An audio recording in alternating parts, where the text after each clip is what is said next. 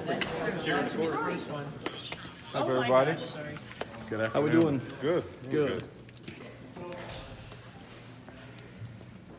Share your early impressions of the new look offense and process of calling plays and whatnot.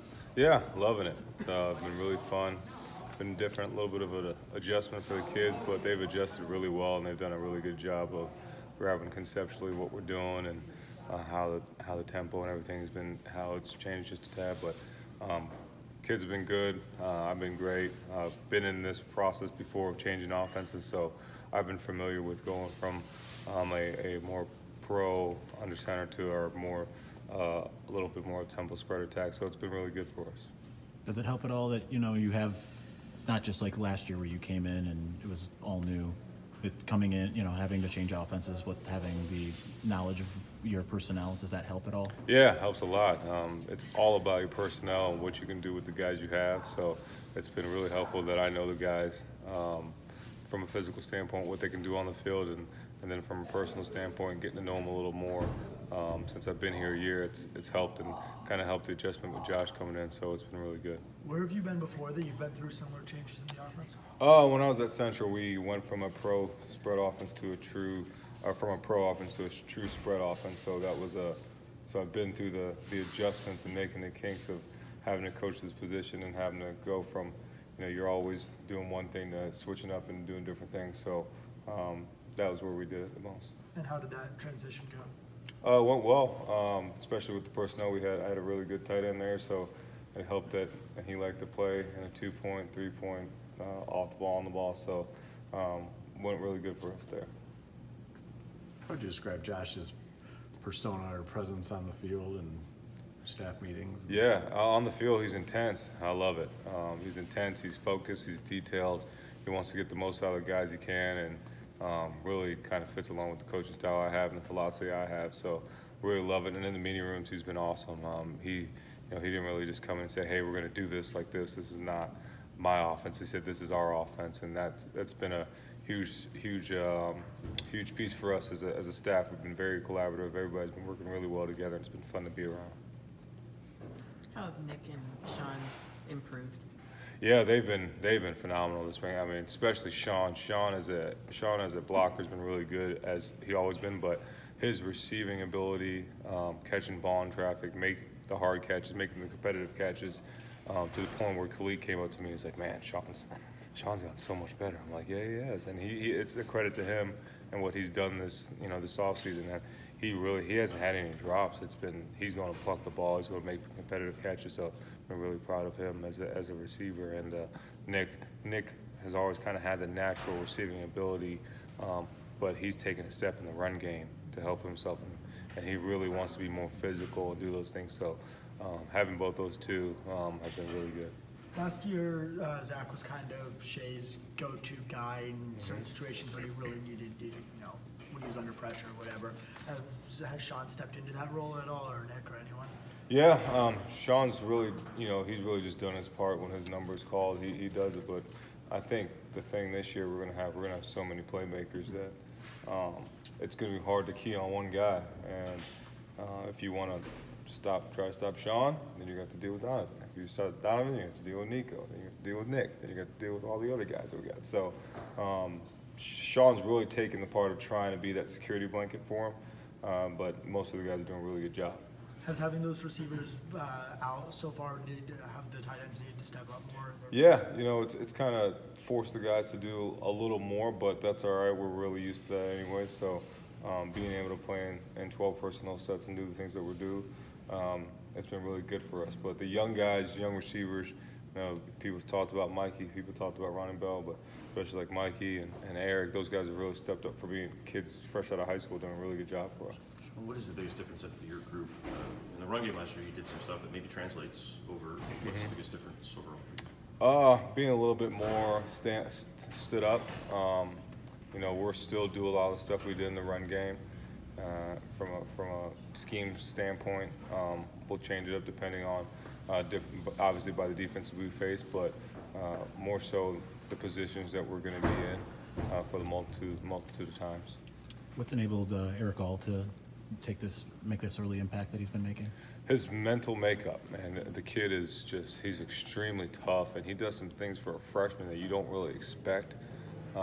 He doesn't care who he's going against, whether it's Kalik, whether it's Uche in the run game, Glasgow, whoever's covering him. Like, he wants to win, and he's going to do everything he can to win. He's as tough as nails, he's physical, and he catches everything. He has, like, suction mitt for hands, so he's going to be a really good player for us. What are some of those things that he does? He's just physical. I mean, for a freshman, for him being here and for 10 practices, he will throw his face in the fan. He doesn't care who it is, if it's a linebacker, if it's a defensive end, and he's a physical kid. And then in the pass game, when he knows what the route is that he's supposed to run, he runs it extremely fast, and he goes and gets the football. So, really excited about him. How much are you sharing him still with receivers? He's still in my room. We just kind of play him in that receiver position, but he's a tight end by nature. He just plays those positions when needed. What kind of strides does Mustafa and Luke have to make in order to kind of get to that level of where Sean and Nick are? Yeah, both those kids they're really coming on. Especially Mustafa. He had a really good couple practices in a row here, really showing up, really kind of what you saw in his high school film was really showing up now. I think he's getting comfortable. He was a little sick in the beginning, and he really pushed forward and got better. But both those kids are going to be outstanding players. They just have to continue learning the system, and both done their job in the weight room. I think Mustafa's at 250, maybe 255, and Scooney's about 235, 240. So, and both of them can run. So they just keep pushing themselves to get really good. Does going more spread change the way that you recruit at all, or are you still looking for the same kind of personnel? Still looking for the same guy. I've always wanted an athletic guy that can run. Just you got to be willing to block. Regardless of being in a spread, a pro, it all comes down to running the football. If you can't run the ball, you're not going to win. So you got to have a guy that's going to be able to throw his face in the fan, and we just make sure that guy can run a little bit too. You mentioned a few guys on defense. What players on that side of the ball have kind of jumped out at you just as you've been watching things? Yeah, Uche, as usual, Kalik, because we always have to deal with Kalik. He's always harassing us, holding, grabbing us, as we say. But he's such a physical, fast player. Michael Barrett's done some really good things. And, obviously, Brad and Josh and those guys always are solid players, really good players for us. But for us in our room, we always have to deal with Kalik. We always have to deal with Glass. We always have to deal with Glasgow. So those are the guys that really jump out for us. Does the competition motor heat up in your room, given that you guys used to use so many multi-tight-end sets, maybe not as much anymore? Yeah, I mean, it's definitely a competition every day because they're always trying to push each other. We're going to try to just figure out who the best 4 or 5 guys are, who we need, and keep rolling. But I think the room has really been bolstered. I think especially with this young freshman coming in, he's done a really good job of just keeping everybody on their toes. They know that they can't rest because there's a chance that someone might pass you by. Just to piggyback on that, though, there are probably more sets with 1 tight end instead of 2 or 3, right? We'll see. You're still petitioning? Huh? You're still petitioning for the No, we take game by game, see what we'll do. So. How much is Ben Mason working with your group? He's doing a little bit. More by need. He's been on defense. He'll still play running back. He'll still play H-back and do the fullback things, but he's been on defense a little bit more. And he's just causing havoc over there. He's probably the other guy that jumps out. We don't really have to deal with Ben as much, so guys are pretty happy about that one. So. Anything else for Sherrone? When Josh got the job, I mean, a lot of guys said they went back and players said they went and looked at Alabama film. Did you do that as well to see what he was doing there? Yeah, I've had a previous relationship with Josh. So when I was at the University of Louisville, we recruited against each other when he was at Vanderbilt, and I just kind of kept in touch with him in the past 6 or 7 years, and I've known him for a long time, kind of known his background, what he's done. So I went back and I was already going to do a study on them anyway. So I went back and watched the whole season too. So I was pretty impressed by the stuff that they did with all the sets that they have there. So. Do you like what he did with the tight ends? Oh yeah, loved it. Mm-hmm. Yeah. Big speed in space. Is Yep, Sean? big speed and space. I'll let them handle that one. That it?